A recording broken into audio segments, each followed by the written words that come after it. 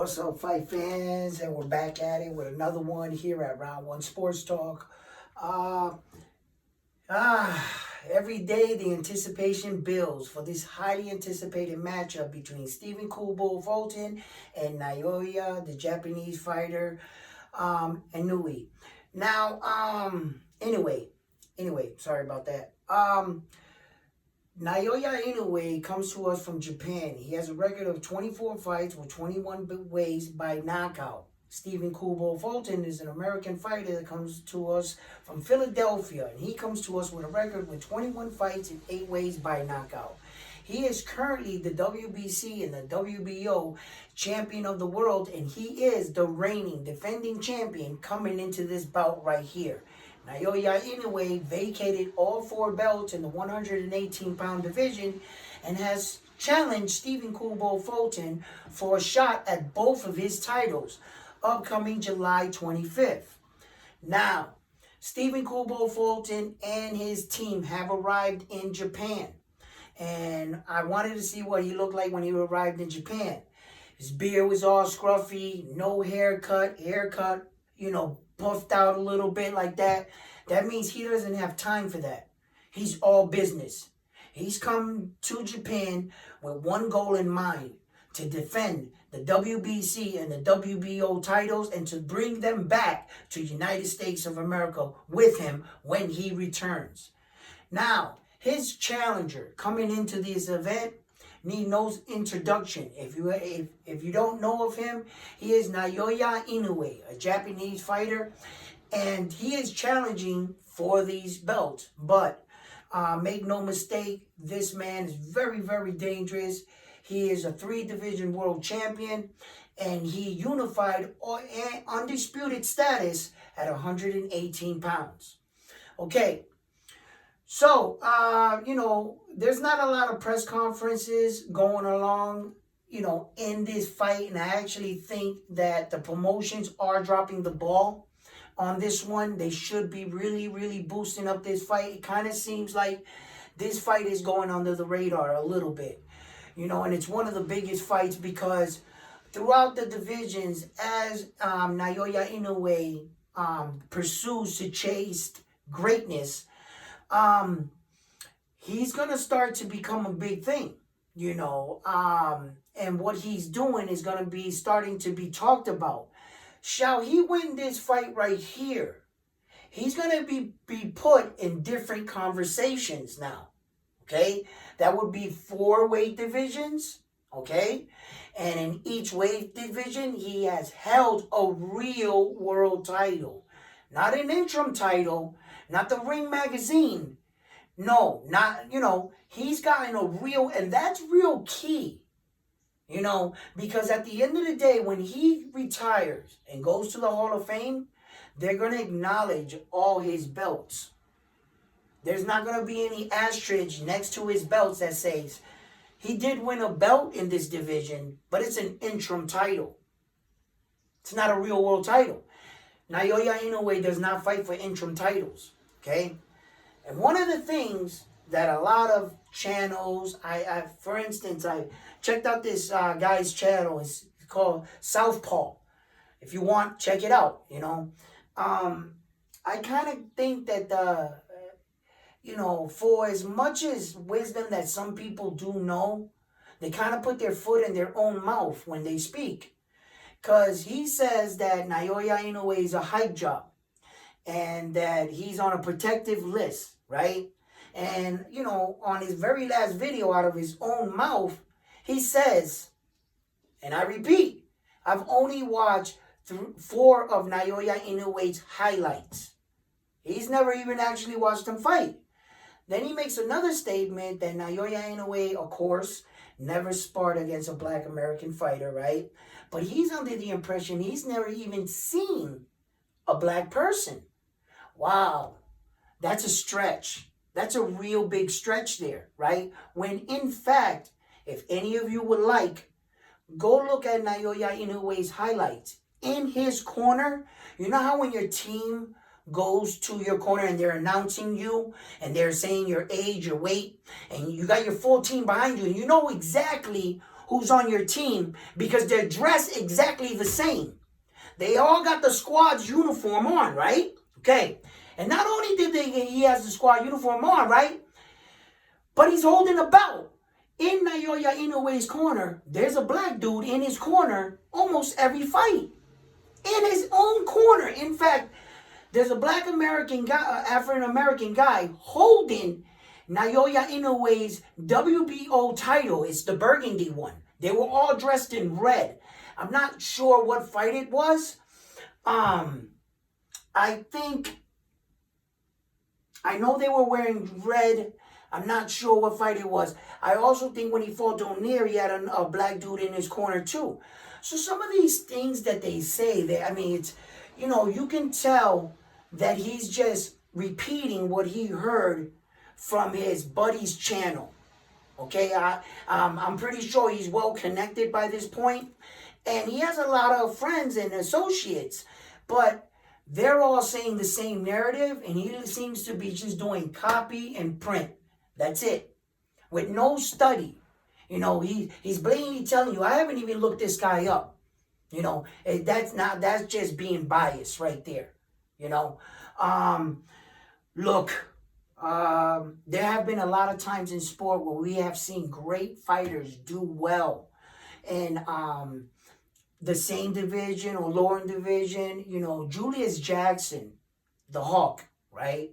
He had a very impressive record. His record was like 40-something fights before he even got his first loss.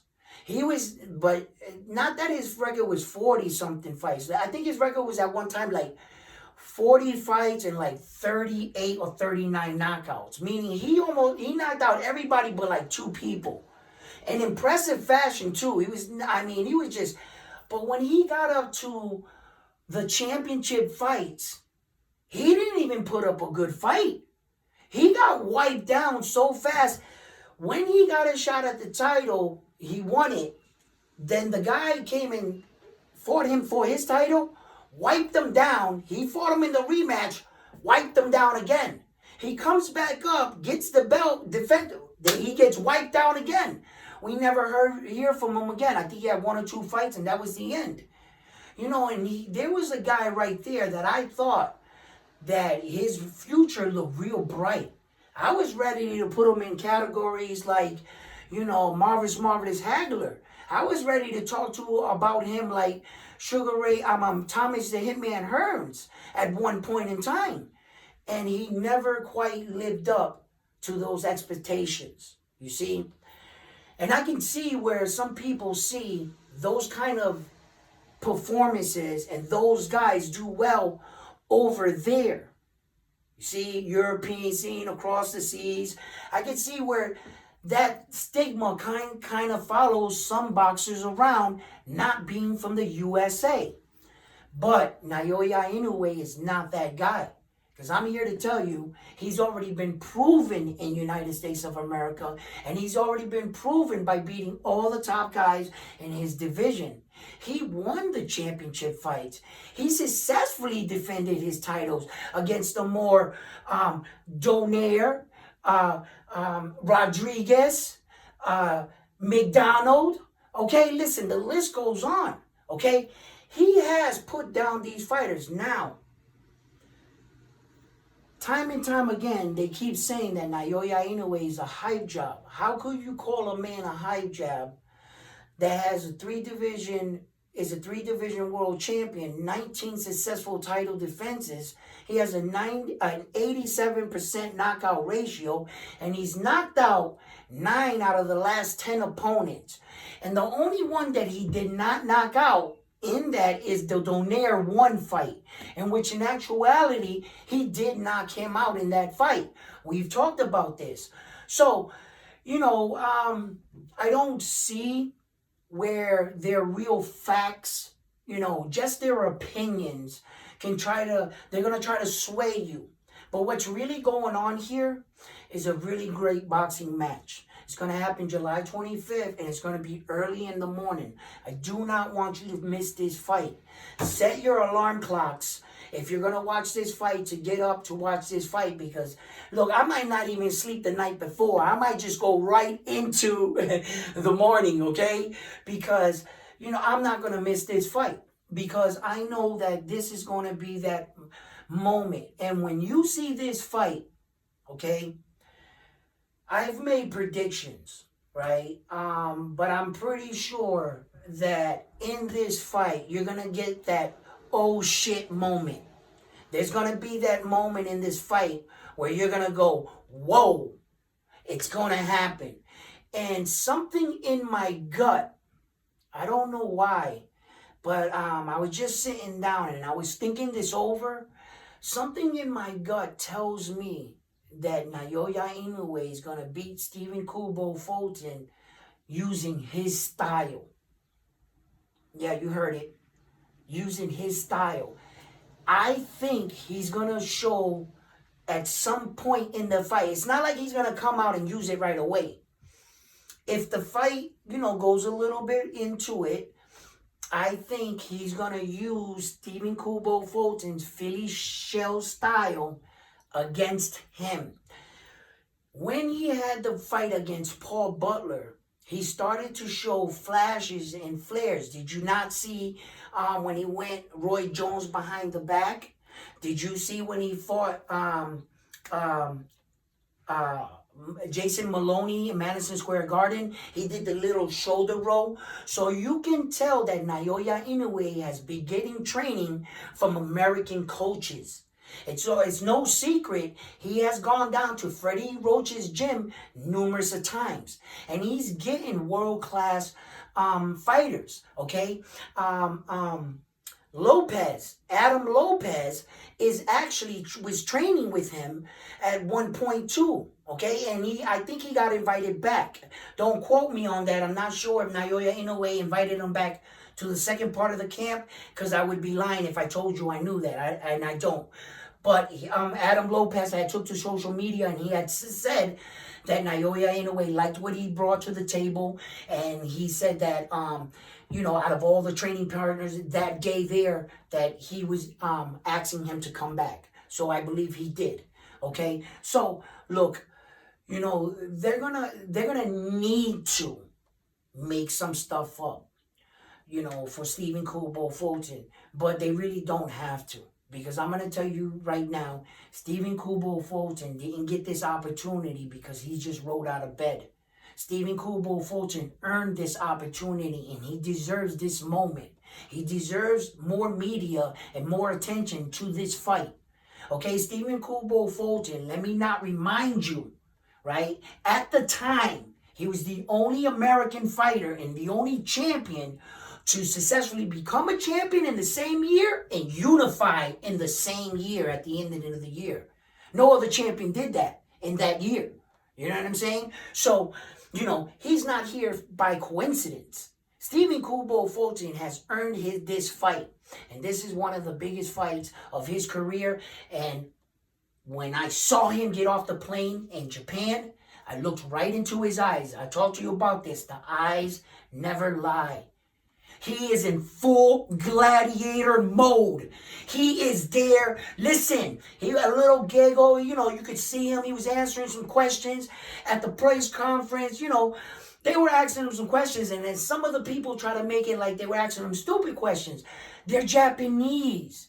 Most of these Japanese guys that were there, that were taking pictures, have never interviewed an American fighter.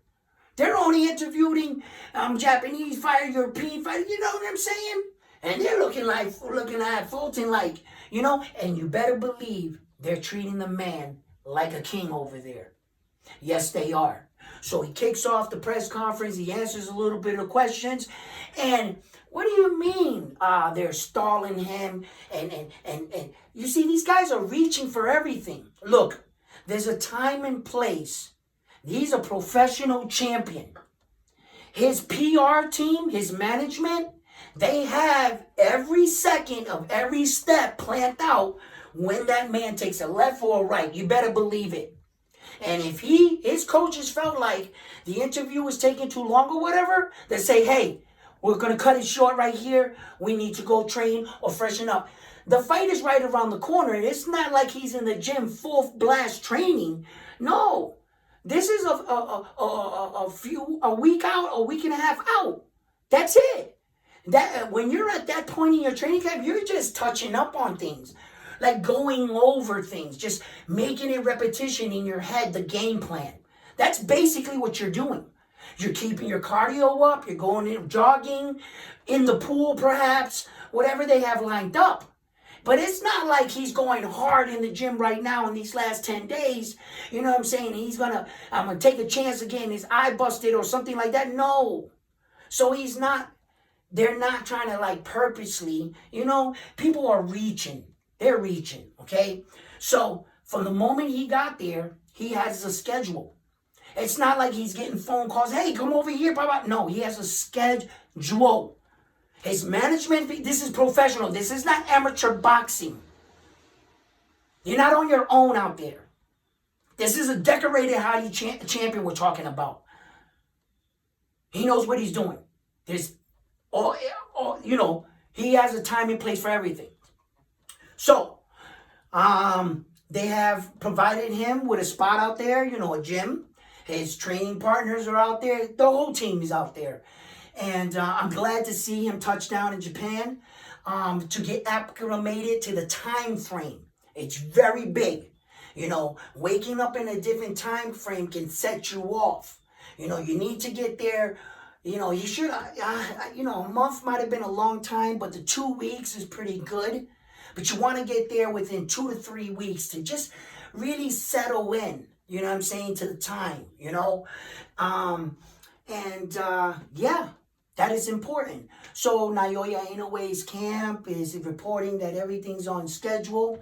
I looked at one of the interviews that he had in Japan. He's very confident right now coming into this fight. He gives Stephen Kubo Fulton credit, and he acknowledges that he is a good boxer and a good fighter, but that he is going to show that why he is a more superior fighter. And that is a great mentality to have in this sport. Listen, I'm not here to praise other guy. No, I'm that dude. I'm that guy. Who can kick your ass? No one. I can kick everyone on the planet's ass. That's the mentality you need to have as a champion. And it needs to be focused and channeled. So, Errol Spence Jr. and Terrence Crawford are about to kick their fight off right after this fight.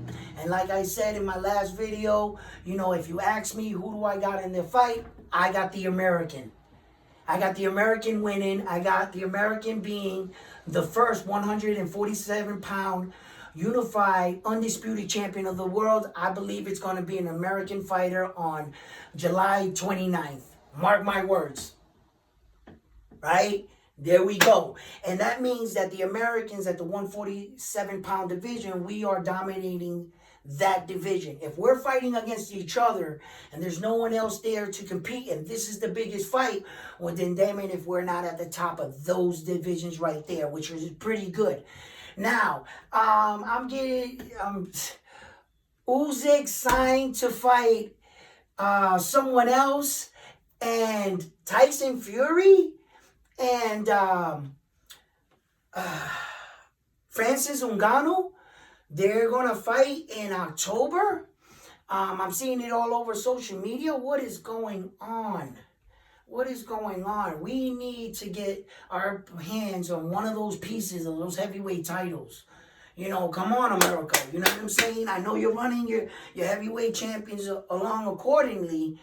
But you know what I'm saying? I think if Deontay Wilder is going to keep playing around and not, come back to boxing, man, that man has so much power. If he was someone just taught him how to box, man, you know what I'm saying?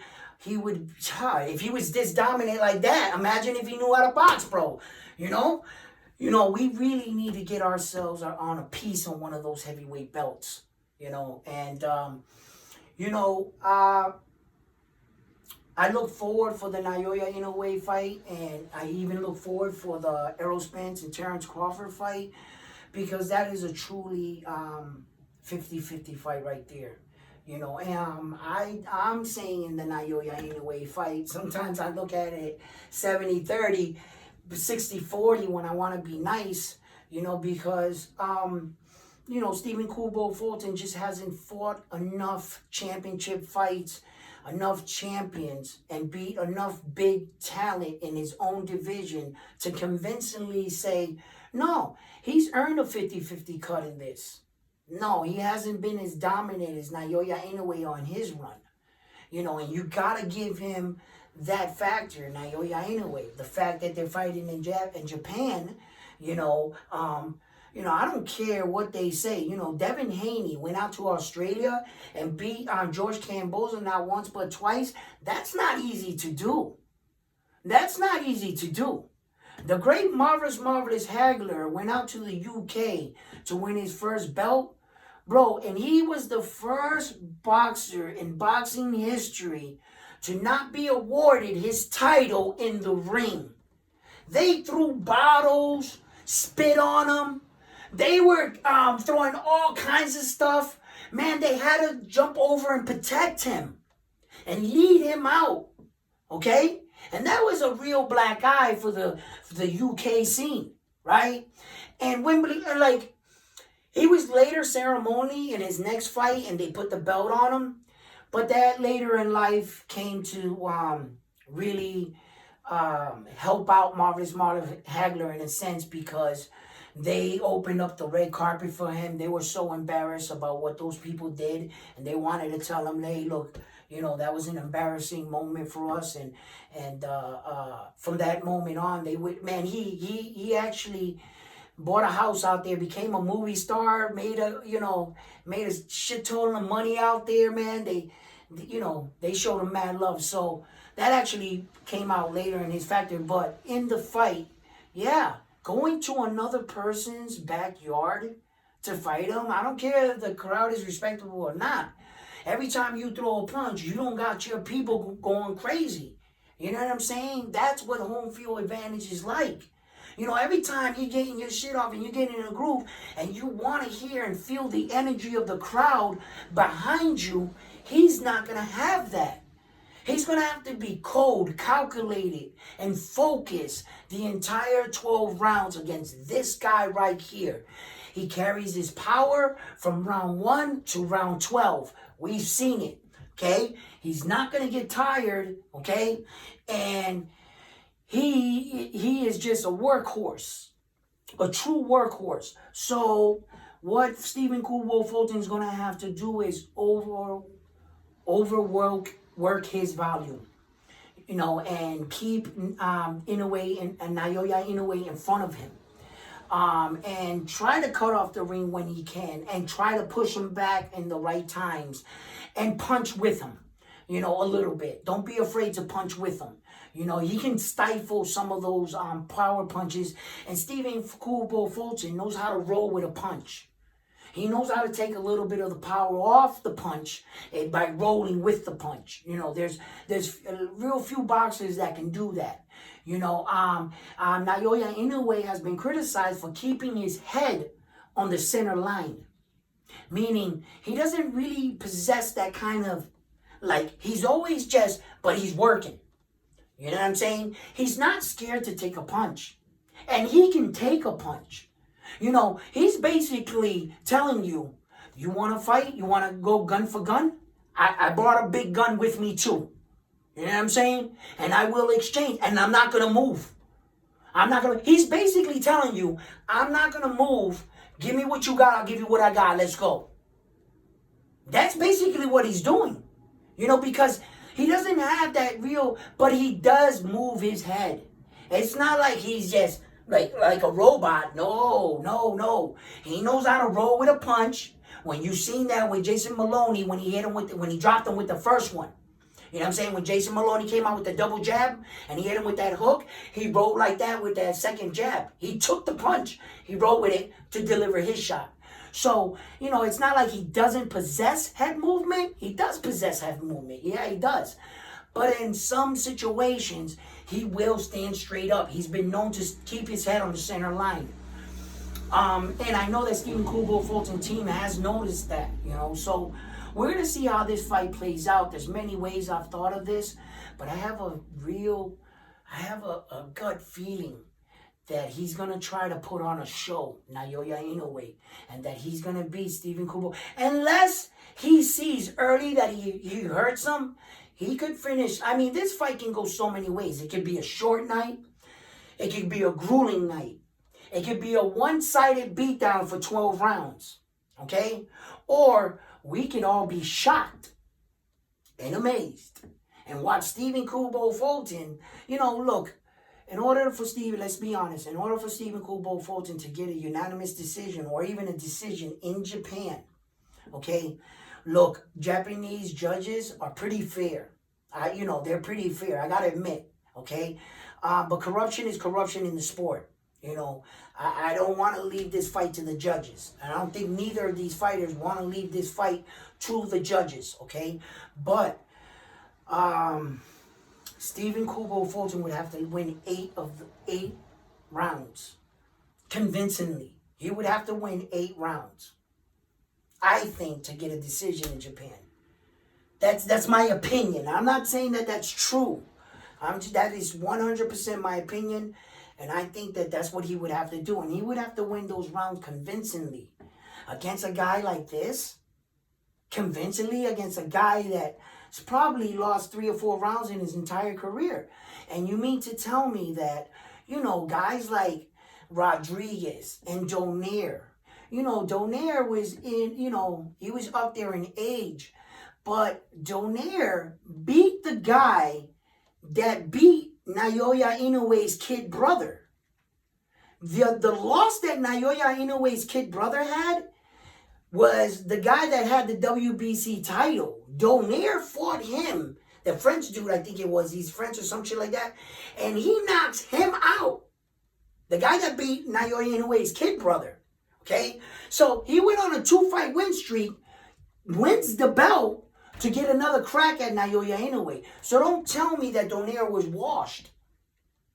Don't say he was washed. He's coming from beating an undefeated champion that's never lost.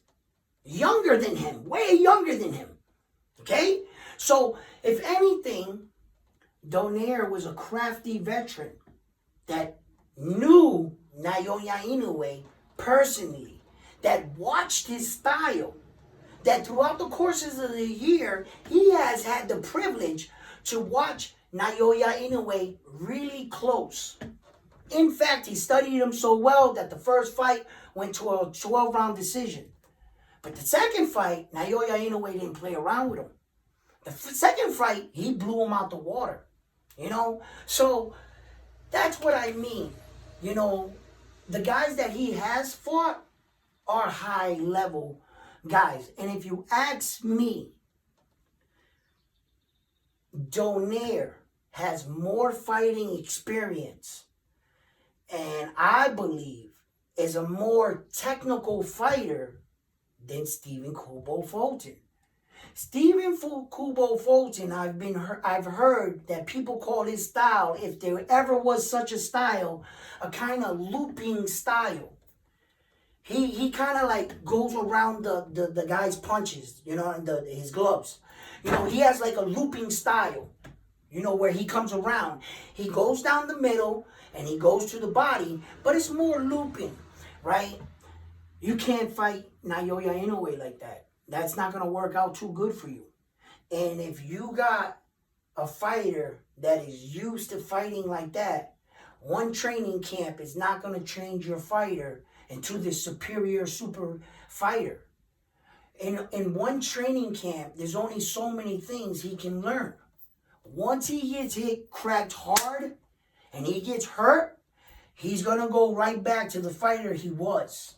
That happens to a lot of fighters.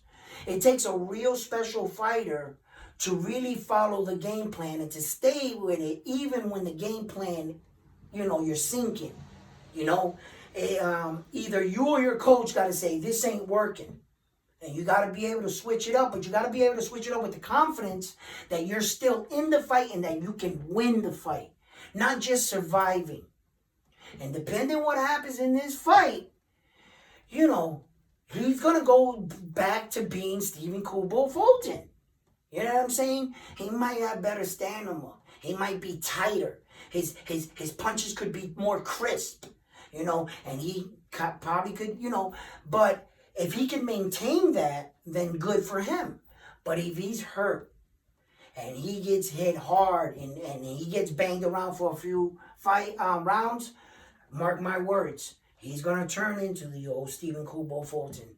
That's because that's who he is as a fighter. And Naoya Inoue is who he is as a fighter. All he has to do, Naoya Inoue, is be himself. Just be yourself. That's it. He's good enough the way he is. He knows what he is. He's a champion. All he has to do is just be himself. And it's going to take a lot to beat him. But I believe that the American right now, he's got the size. He's got a slight reach, but it doesn't seem like that's ever been a problem for Naoya Inoue. Basically, every fighter that he's fought against, Stephen Kubo Fulton's on social media in an interview saying he's little, he's tiny. Haven't we heard that before? Haven't we heard that time and time again against this guy? Everyone says the same thing. He's little, he's tiny. Man, listen, I'm going to walk through this guy. Jamie McDonald said it. Donaire said it. They all said it. Paul Butler said it. They all said it, the same thing. Manny Rodriguez said the same thing. Look at this boy band looking. And boy, that all changed the minute that bell went. Ding! Round one. Pun intended. Right? Listen, I just can't wait. Anticipation builds. As you can see, we're growing. And to answer one of my subscribers' questions, I'm getting a mic. I already ordered it. It's already bought and paid for. It is on its way as I'm doing this interview.